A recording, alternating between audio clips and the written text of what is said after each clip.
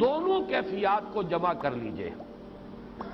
پہلی کیفیت وہ یہ احساس کہ میرے رب نے کہیں مجھے چھوڑ تو نہیں دیا، یہ تشویش، یہ اضطراب کہ عشقست و ہزار بدگمانی۔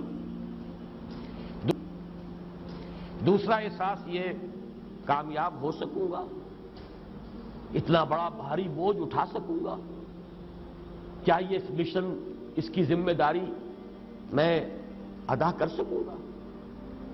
یہ دوسری تشویش ہے، اور اس میں ہمت کا کچھ جواب دے جانا، جیسے کہ نیورستینیا کا لفظ میں نے استعمال کیا۔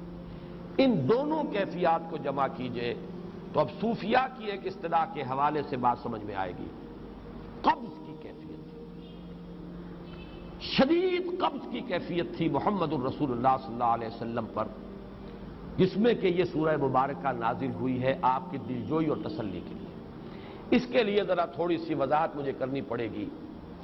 دیکھیے، انسانوں کی اکثریت تو ان پر مشتمل ہے جو بے حس ہوتے ہیں اور غبی ہوتے ہیں، جو ہو جائے ڈھیٹ انسان، کسی چیز کی کوئی خاص، بس اپنی فکر ہے، اپنے بطن اور فرج کے تقاضے ہیں، مال جمع کرنا ہے، اس سے آگے کوئی اور فکر نہیں، کوئی سوچ نہیں، کوئی احساسات نہیں۔ کسی کے دل پر کیا بیت رہی ہے ہمیں کیا، وہ جانے۔ کوئی بھوکا ہے ہمیں کیا۔ ایک وہ کیفیت ہے کہ قافلے کو دیکھ کر آئے قبیلے کو، اور حضور صلی اللہ علیہ وسلم کی کیفیت وہ ہو گئی جس میں کہ حضرت خدیجہ رضی اللہ تعالی عنہا نے وہ قدم اٹھایا۔ ایک یہ کہ ہوا کرے، ہم کسی کے ذمہ دار تو نہیں، لا ابالی، جیسے آ چکا ہے پچھلی صورت میں، من بخل واستغنی، استغنا۔ ان لوگوں کو چھوڑ دیجئے تو ایک اقلیت انسانوں کی ایسی ہوتی ہے جن کے لیے میں دو لفظ اب استعمال کر رہا ہوں، ذہین اور حساس۔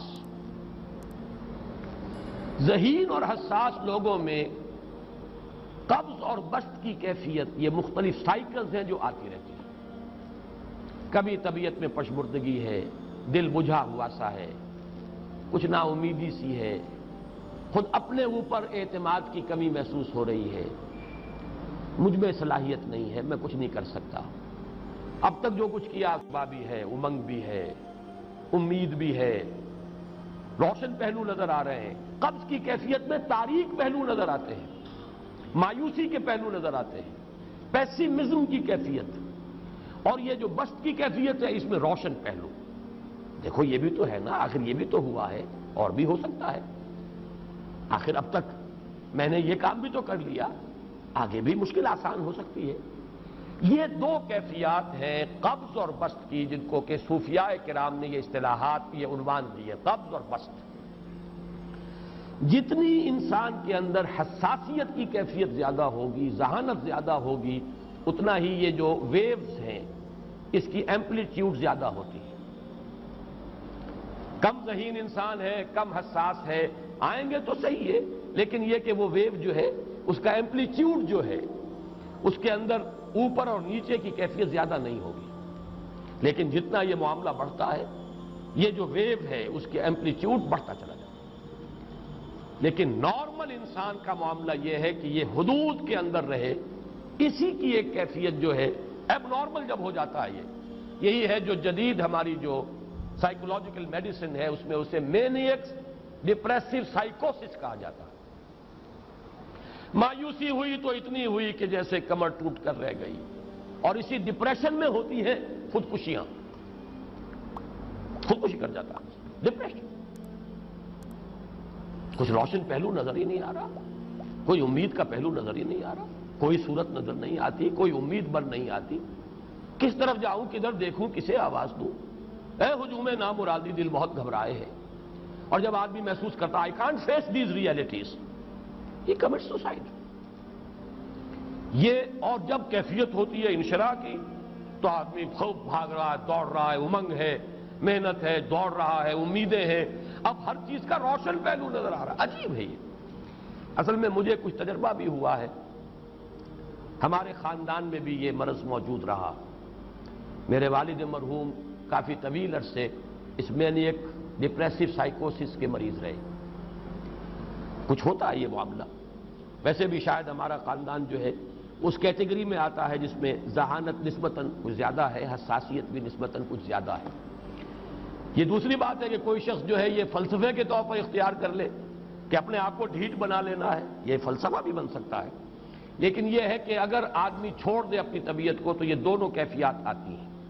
انہی کیفیات میں اگر یہ جو اپورڈ اینڈ ڈاؤنورڈ موومنٹ ہے یہ ایک حد سے نکل جائے تو یہ بیماری ہے، مینیک سائیکوسس، مینیک ڈپریسو سائیکوسس۔ اس میں جب آدمی ہوتا ہے وہ اپر کیفیت میں تو اس کے اندر بڑی عظیمت ہے، روشنی ہے، امید ہے، لوگوں سے گفتگو کر رہا ہے، حق بول رہا ہے، خوب جو ہے محفل کے اندر، اب وہ محفل میں اسے دلچسپی محسوس ہو رہی ہے اور اسے ہر چیز کا روشن پہلو نظر آ رہا ہے، خود اپنے وجود کا بھی روشن پہلو، دوسروں کے وجود کا بھی، دوسروں کی بات میں سے بھی وہ اچھا پہلو تلاش کریں گے، وہ برا پہلو تلاش نہیں کریں گے۔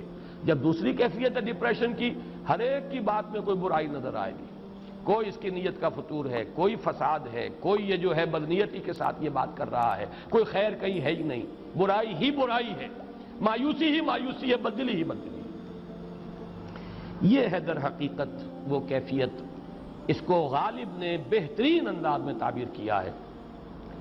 ذہین اور حساس انسانوں میں ان کی جو ترقی ہے وہ انہی مراحل سے ہو کر گزرتی ہے، اور ہر ڈپریشن کے بعد، ڈپریشن میں اس سینس میں استعمال نہیں کر رہا، یعنی بیماری کی حد تک پہنچنے والی ڈپریشن نہیں، صرف قبض کی حد تک پہنچنے والا معاملہ۔ ہر قبض کے بعد جب بست آتا ہے تو آگے ترقی ہوتی ہے، جس کو آپ کہتے ہیں بائی لیپس اینڈ باؤنڈس، آدمی جو ہے چھلانگ لگاتا ہے، گویا کہ ایک درجہ جو پہلے تھا اس سے آگے درجہ انسان کا جو ہے اس سے بلند تر پوزیشن پر انسان پہنچتا ہے۔ ہر قبض کے بعد جو نیا بست آتا ہے وہ ایک نئی کیفیت، نئی شان، نئی بلندی، نئی رفعت لے کر آتا ہے۔ اس کو غالب نے تعبیر کیا ہے بہت خوبصورت انداز ہے، رکتی ہے میری طبع تو ہوتی ہے رواں اور، یعنی شاعر بھی کبھی ایسا وقت آتا ہے شعر جو ہے اس پر نازل ہی نہیں ہو رہا، شعر نہیں کہہ پا رہا، طبیعت میں رکاوٹ سی ہے، بندش سی ہو گئی ہے، کوئی کلام موضوع ہو ہی نہیں رہا، لیکن پھر جب یہ کیفیت جو ہے بدلتی ہے اور جب پھر بست کی کیفیت آتی ہے، رکتی ہے میری طبع تو ہوتی ہے رواں اور، پھر اس کے اندر ایک جولانی نئی ایک کیفیت جو ہے انشراح کی، وہ ایک بالکل نئی کیفیت، نئی شان کے ساتھ۔ یہ ہے وہ معاملہ جو ان آیات مبارکہ کے پس منظر میں ہے۔ اسی لیے اب میں آپ کو اس کا حوالہ دے رہا ہوں، تفسیر مظہری میں قاضی ثناء اللہ پانی پتی رحمت اللہ علیہ نے بہت عمدہ بات فرمائی ہے کہ حالت قبض اگر کسی شخص پر طاری ہو تو اس حال میں اکسیر کا درجہ رکھتی ہے یہ سورہ مبارکہ، اس لیے کہ یہ نازل ہوئی ہے محمد الرسول اللہ صلی اللہ علیہ وسلم پر اسی حالت قبض میں۔ وَالضُّحَىٰ وَاللَّيْلِ إِذَا سَجَىٰ مَا وَدَّعَكَ رَبُّكَ وَمَا قَلَىٰ وَلَلْآخِرَةُ خَيْرٌ لَكَ مِنَ الْأُولَىٰ وَلَسَوْفَ يُعْطِيكَ رَبُّكَ فَتَرْضَىٰ أَلَمْ يَجِدْكَ يَتِيمًا فَآوَىٰ وَوَجَدَكَ ضَالًّا فَهَدَىٰ وَوَجَدَكَ عَائِلًا